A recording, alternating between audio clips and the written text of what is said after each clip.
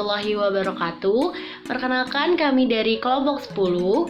Saya Selaya Livi Febrianda, NPM 19 14 23 10 Perkenalkan, 29. nama saya Livi Triana, NPM 19 14 23 100. Saya Karina Elvira Adianti Tarigan, NPM 19 14 23 10 10. Saya Wanda Oktaria, NPM 19 14 23 10. Pada kesempatan kali ini kami akan menjelaskan tentang pembekuan. Yuk langsung cek videonya. Apa itu pembekuan? Pembekuan adalah salah satu cara pengawetan bahan pangan dengan cara membekukan bahan pada suhu di bawah titik beku pangan tersebut. Nah, pembekuan ini dapat mempertahankan rasa dan nilai gizi pada bahan pangan. Karena pengawetan di suhu rendah atau pembekuan dapat menghambat aktivitas mikroba, mencegah terjadinya reaksi-reaksi kimia, dan aktivitas enzim yang dapat merusak kandungan gizi bahan pangan. Nah, pembekuan berarti pemindahan panas dari bahan yang disertai dengan perubahan fase dari cair ke padat, dan merupakan salah satu proses pengawetan yang umum dilakukan untuk penanganan bahan pangan. Nah, berbagai jenis produk pangan beku banyak dijumpai di pasaran seperti produk buah-buahan. Nah, produk buah-buahan ini biasanya dibekukan dalam keadaan utuh ataupun bubur pure. Nah, selain buah-buahan ini juga ada sayuran yang biasanya dibekukan seperti buncis, wortel, jagung, kecambah, kentang, dan lain sebagainya. Selanjutnya ada produk-produk olahan daging yang biasa dibekukan, lalu ada produk panggang seperti roti, cakes, pastry ataupun yang lain-lain, serta es krim. Nah, pada dasarnya pada operasi pembekuan ini produk pangan dipaparkan pada suhu yang sangat rendah dengan tujuan utama untuk menurunkan suhu produk sampai mencapai titik bekunya. Nah, tujuan dari pembekuan ini adalah untuk memperpanjang proses masa simpan pada bahan pangan tersebut, karena pembekuan itu sendiri memberhentikan beberapa proses regenerasi sel sehingga bahan pangan tersebut tidak cepat membusuk atau tidak cepat beregenerasi. Selanjutnya yaitu prinsip kerja dari pembekuan, yaitu produk pangan dipaparkan pada suhu yang sangat rendah dengan tujuan untuk menurunkan suhu produk sampai mencapai titik bekunya. Kemudian membekukan atau mengubah air yang terdapat dalam bahan pangan menjadi es, dan akhirnya akan menurunkan suhu produk ke suhu beku yang diinginkan. Dengan kata lain, panas pada bahan akan dilepaskan secara terus-menerus saat dipaparkan pada suhu yang rendah. Air pada bahan pangan akan berubah menjadi es dan akhirnya bahan pangan tersebut menjadi beku. Mekanisme pembekuan terjadi saat suhu produk yang dibekukan mulai terjadi pembentukan kristal. Pada fase ini disebut sebagai titik beku awal atau initial freezing point. Proses penurunan suhu produk pangan selama pembekuan berbeda dengan penurunan suhu yang terjadi pada proses pembekuan air murni. Seperti terlihat pada tabel 1, produk pangan memiliki titik beku yang lebih rendah dari titik beku air, yaitu 0 derajat Celcius.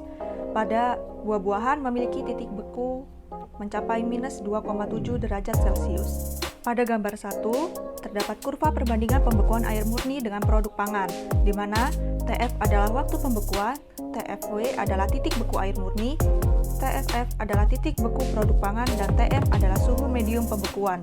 Garis berwarna biru pada kurva untuk air dan garis berwarna merah untuk produk pangan. Proses pembekuan produk dimulai dengan terjadinya supercooling, di mana untuk beberapa proses pembekuan produk pangan dapat terjadi sampai sekitar 10 derajat Celcius di bawah titik beku. Setelah terjadi supercooling, proses pembekuan air menjadi es terus terjadi sampai titik bekunya. Namun demikian, selama proses pembekuan itu, sebagaimana diilustrasikan pada garis CD yang menurun pada gambar 1, terjadi penurunan titik beku produk yang disebabkan karena adanya peningkatan konsentrasi padatan pada fraksi produk yang belum beku. Proses ini terus berlangsung sampai sebagian besar air pada produk pangan telah berubah menjadi es. Proses ini akan berhenti ketika padatan pada komponen bahan pangan menjadi super jenuh dan mulai mengkristal. Panas laten kristalisasi dilepas dan suhu mulai meningkat. Terlihat pada garis DE mencapai suhu autektif dari padatan tersebut. Pada saat garis EF, proses kristalisasi air dan padatan terus berlanjut. Total waktu atau TF yang diperlukan untuk bergerak dari C mencapai F, atau sering juga disebut sebagai daerah freezing plateau, ditentukan oleh seberapa cepat laju pengambilan panas. Selanjutnya, pada garis FG atau suhu produk yang merupakan campuran es dan air terus menurun mendekati suhu pembekuan.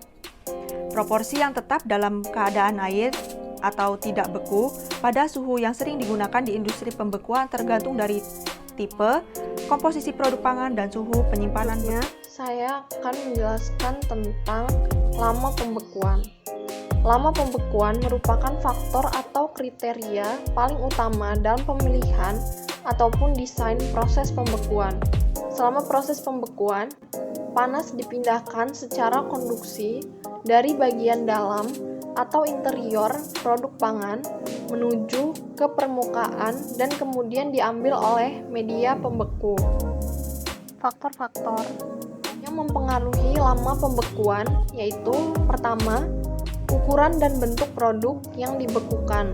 Yang kedua, konduktivitas panas produk yang dibekukan. Yang ketiga, luas area atau permukaan produk yang dibekukan sebagai media pindah panas. Yang keempat, koefisien pindah panas di permukaan produk yang dibekukan dan medium pembeku. Yang kelima, perbedaan suhu antara produk yang dibekukan dan medium pembeku. Dan yang terakhir, jenis pengemas yang digunakan untuk mengemas produk yang dibekukan jika produk dibekukan dalam keadaan terkemas. Saya akan membahas tentang laju pembekuan. Berdasarkan pada kecepatan pembekuannya, seperti yang terlihat pada gambar 4 di samping, proses pembekuan bisa dikelompokkan menjadi dua, yaitu pembekuan lambat dan juga pembekuan cepat. Pembekuan lambat atau slow freezing membekukan suatu bahan dengan laju pergerakan permukaan beku sekitar 0,2 cm per jam. Still air freezers atau pembeku udara diam dan pembeku untuk penyimpanan dingin termasuk dalam kelompok pembeku lambat. Lalu, pembekuan cepat bisa dikelompokkan menjadi tiga, yaitu quick freezing, rapid freezing, dan ultra rapid freezing. Quick freezing dengan laju pergerakan permukaan beku sekitar 0,5 sampai 3 cm per jam. Quick freezing bisa dilakukan dengan menggunakan air blast dan plate freezers. Rapid freezing dengan laju pergerakan permukaan beku sekitar 5 sampai 10 cm per jam. Rapid freezing bisa dicapai dengan menggunakan fluidized bed freezing. Dan yang terakhir, ultra rapid freezing dengan laju pergerakan permukaan beku sekitar 10 sampai 100 cm per jam yang umumnya terjadi pada pembeku kriogenik. Laju pembekuan merupakan salah satu faktor kritis yang menentukan mutu produk beku yang dihasilkan. Proses pembekuan lambat akan menghasilkan kristal-kristal es dengan jumlah yang lebih sedikit, tetapi dengan ukuran yang lebih besar. Ukuran kristal es yang besar berpeluang untuk menusuk dan merusak sel-sel jaringan pangan, sehingga menyebabkan sel kehilangan air dan kehilangan keteguhan tekstur. Sebaliknya, pembekuan cepat akan menghasilkan kristal-kristal es dengan jumlah yang banyak, tetapi dengan ukuran yang lebih kecil. Dengan demikian, semakin cepat laju pembekuan, maka semakin kecil ukuran kristal-kristal es yang terbentuk. Di samping itu, dengan laju pembekuan yang lebih cepat, berarti pula terjadi peningkatan laju produksi atau throughput rate dari mesin freezer. Selanjutnya, pendugaan laju pembekuan. Persamaan Planck. Persamaan Planck untuk menduga waktu pembekuan ditemukan oleh Planck 1913. Persamaan ini menggambarkan periode perubahan fase pada proses pembekuan untuk air. Rumusnya yaitu Q sama dengan A dalam kurung TF dikurang TA tutup kurung per 1 per H plus X per KF. Keterangannya, Q sama dengan laju pembekuan, A sama dengan luas permukaan, TF sama dengan suhu pembekuan, TA sama dengan suhu udara luar, H sama dengan koefisien konveksi, dan K sama dengan konduktivitas penentuan waktu pembekuan.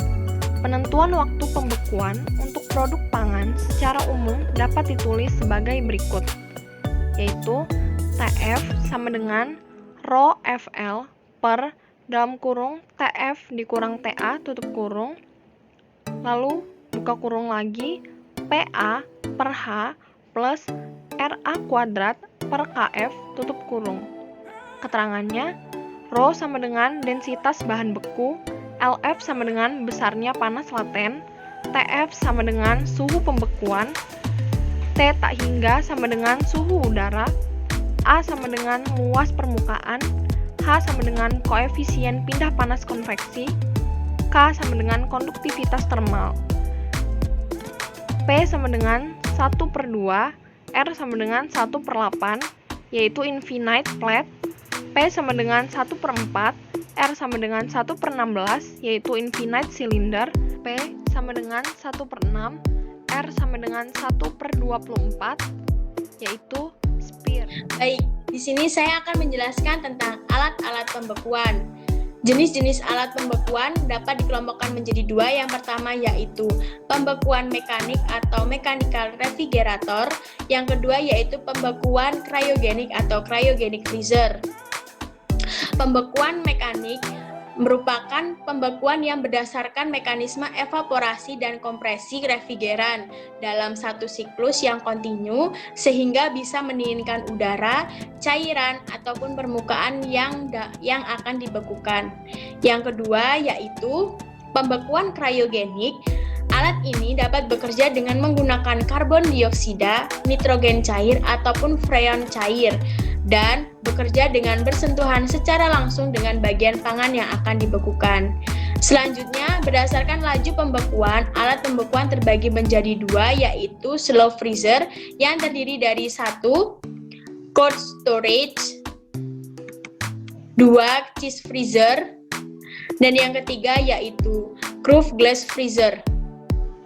Ketiga alat tersebut bekerja dengan sangat lambat, di mana pergerakan pada es freezer ini hanya 0,2 cm per jam dengan suhu rata-rata 0 derajat Celcius sampai 25 derajat Celcius.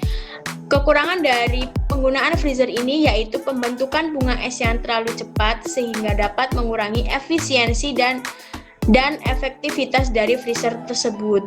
Yang selanjutnya yaitu quick freezer.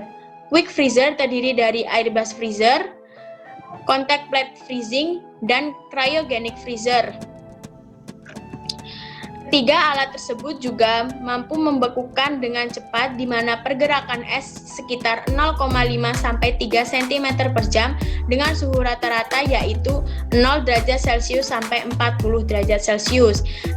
Berdasarkan cara kerjanya, alat pembekuan dapat dibedakan menjadi 6. Yang pertama yaitu air blast freezing. Kegunaan pada mesin ini yaitu dapat digunakan untuk pembekuan produk perikanan seperti udang dan fish fillet.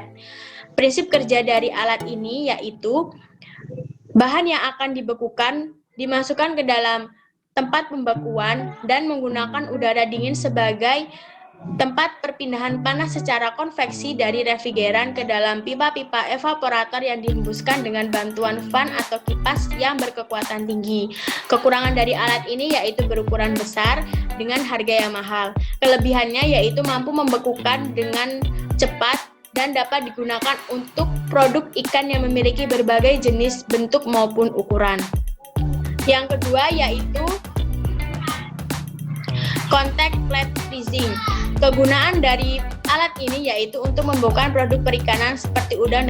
Sedangkan prinsip dari alat ini yaitu bahan yang akan dibekukan dimasukkan ke dalam lemari yang terdapat banyak rak yang terbuat dari pipa-pipa logam serta dialiri dengan cairan refrigeran.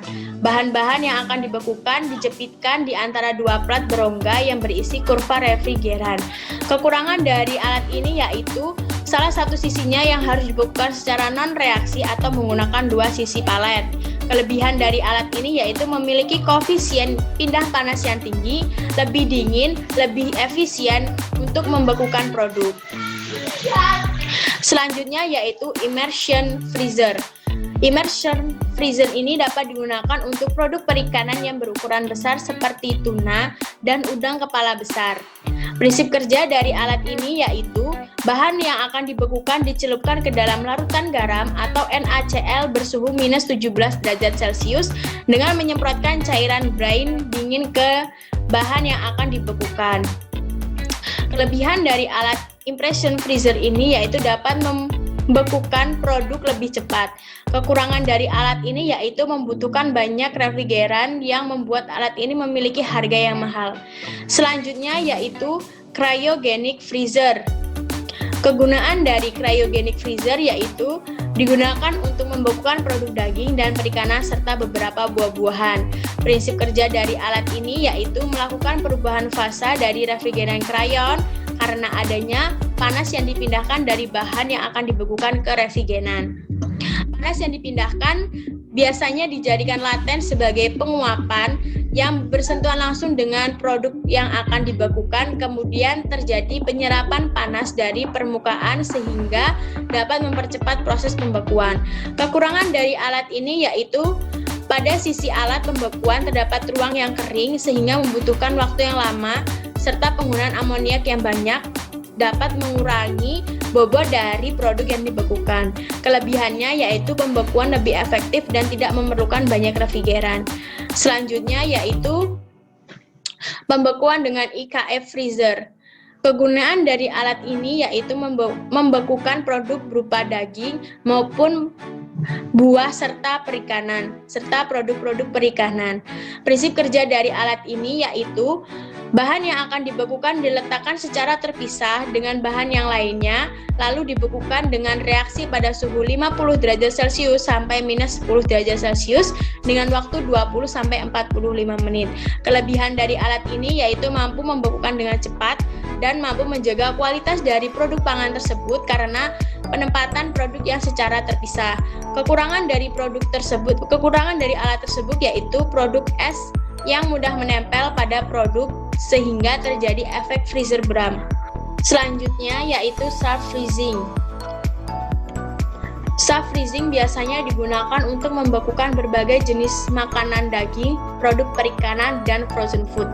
Prinsip kerja dari alat ini yaitu produk yang akan dibekukan diletakkan di rak pendingin yang terbuat dari pipa pendingin dan menggunakan refrigeran amonia atau freon sebagai fluida yang menyerap panas dari udara ke ruangan pendinginan yang lebih cepat. Kekurangan dari alat ini yaitu proses pembekuan yang lambat. Kelebihannya yaitu dapat digunakan dalam jumlah yang besar. Selanjutnya untuk studi kasus yang kami ambil yaitu tentang pengaruh metode pembekuan terhadap karakteristik irisan buah mangga beku selama penyimpanan. Mangga merupakan salah satu komoditas hortikultura yang cukup banyak dipasarkan dan dikonsumsi oleh masyarakat Indonesia. Buah mangga mengandung berbagai jenis vitamin dan mineral. Salah satu permasalahan yang dihadapi dalam pengembangan mangga ialah sifat buah mangga yang mudah rusak sehingga umur simpannya yang relatif pendek. Hal ini menyebabkan tingginya kehilangan hasil pasca panen pada saat panen raya dan merosotnya harga jual buah mangga. Di sisi lain, mangga yang merupakan buah musiman sulit untuk dijumpai pada waktu-waktu tertentu, sehingga ketersediaannya tidak mencukupi untuk bahan baku industri seperti pembuatan sirup, jeli, selai, dan olahan yang lainnya.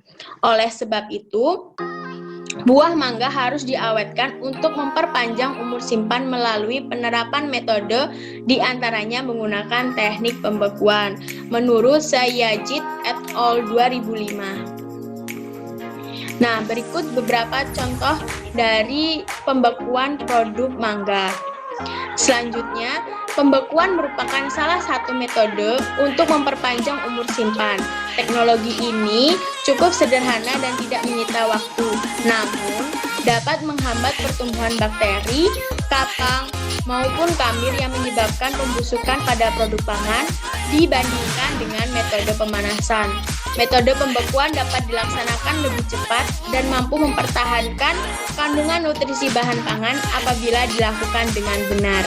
Untuk pembahasan tentang studi kasus ini akan dilanjutkan oleh rekan saya. Penelitian ini adalah untuk mengetahui mutu fisik dan kimia irisan beku buah mangga abu manis yang dibekukan selama periode penyimpanan 3 sampai dengan 6 bulan. Metode yang dilakukan pada penelitian ini yaitu pertama, pembekuan secara cepat dengan dicelupkan ke dalam nitrogen cair selama 40 detik dengan waktu penyimpanan 0 bulan.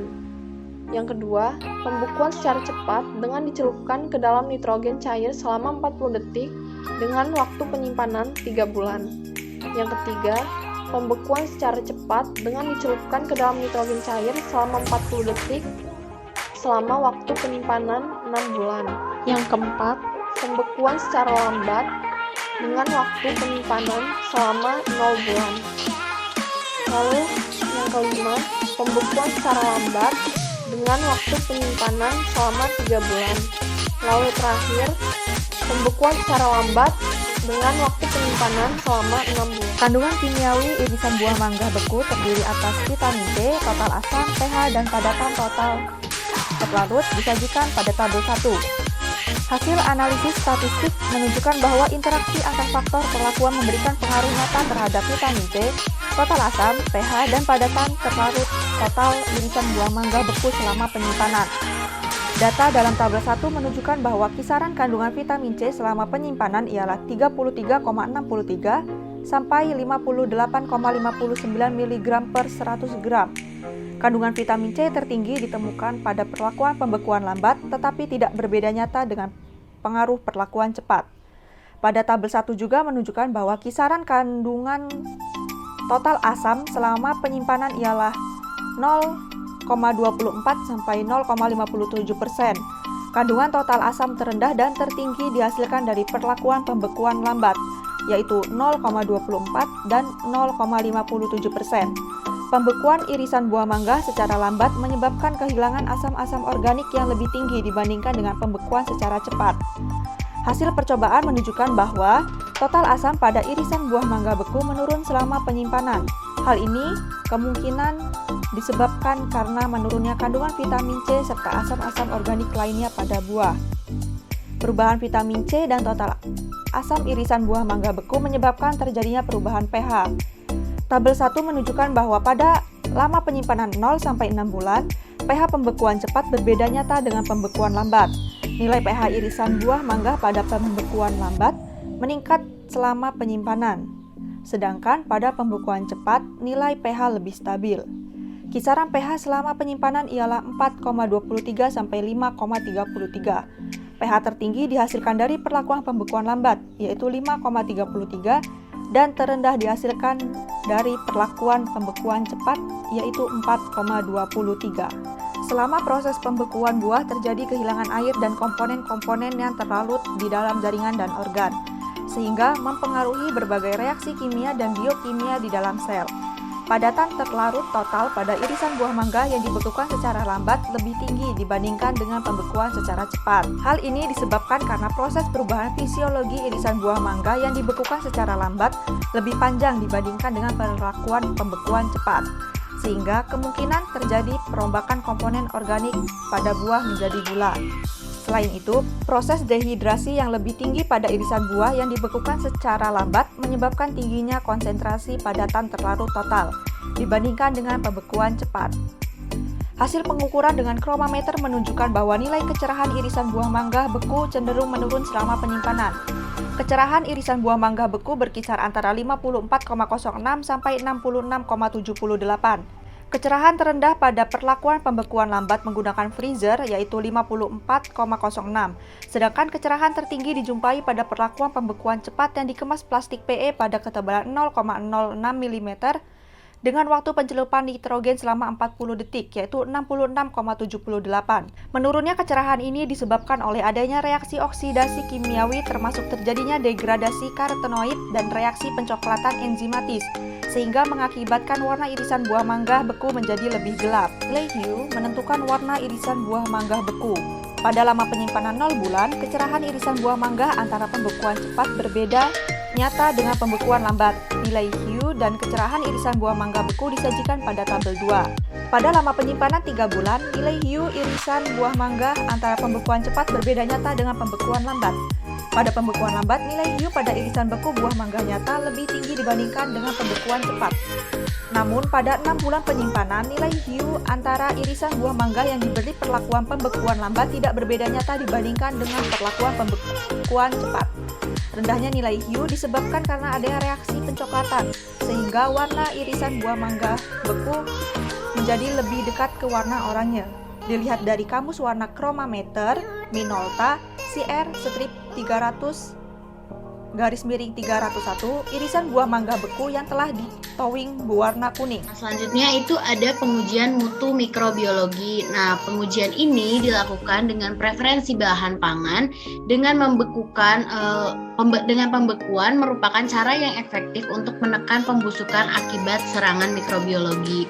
Nah, proses pembekuan dan towing dapat merusak struktur sel bakteri yang berada di dalam bahan pangan tersebut. Nah, pada metode pembekuan, hasil analisis mikrobiologi irisan beku buah mangga menunjukkan bahwa jumlah mikroba antara pembekuan cepat berbeda nyata dengan pembekuan lambat. Nah, pada pembekuan cepat, jumlah total mikroba irisan buah mangga beku selama penyimpanan itu menurun. Selanjutnya ada uji organoleptik. Nah, uji organoleptik atau uji indera atau uji sensori sendiri merupakan cara pengujian dengan menggunakan indera manusia sebagai alat utama untuk pengukuran. Nah, uji organoleptik ini juga menggunakan tes hedonik atau tes kesukaan. Nah, panelis yang ditetapkan itu berjumlah 10 orang disesuaikan dengan kebutuhan pengujian untuk skala laboratorium. Nah, berdasarkan hasil uji, para panelis ini masih tetap menyukai mangga yang telah dilakukan pembekuan. Next. Nah, selanjutnya ada kesimpulan dan saran dari contoh jurnal yang kami gunakan. Yang pertama ada irisan buah mangga arum manis yang dibekukan dengan cara dicelupkan langsung ke dalam nitrogen cair selama 40 detik. Setelah 6 bulan penyimpanan, kondisi daging buah irisan beku masih baik. Selanjutnya ada karakteristik mutu kimia, yaitu kandungan padatan total terlarut 113,33 obrix, pH 4,23, kadar vitamin C 37,67 mg per 100 gram, dan total asam 0,38. Karakteristik mutu fisik yaitu nilai kecerahan sebesar 55,61 dan derajat suhu sebesar 92,65. Mutu organoleptik masih diterima oleh panelis meskipun irisan mangga beku disimpan selama 6 bulan. Selanjutnya yang terakhir ada penerapan hasil penelitian ini dapat menguntungkan para pelaku usaha karena waktu penyimpanan, distribusi, dan pemasaran produk pangan dapat diperpanjang. Berikut merupakan daftar pustaka yang kami gunakan. Demikian yang dapat kami sampaikan. Kurang lebihnya mohon maaf. Terima kasih sudah menonton. Wassalamualaikum warahmatullahi wabarakatuh.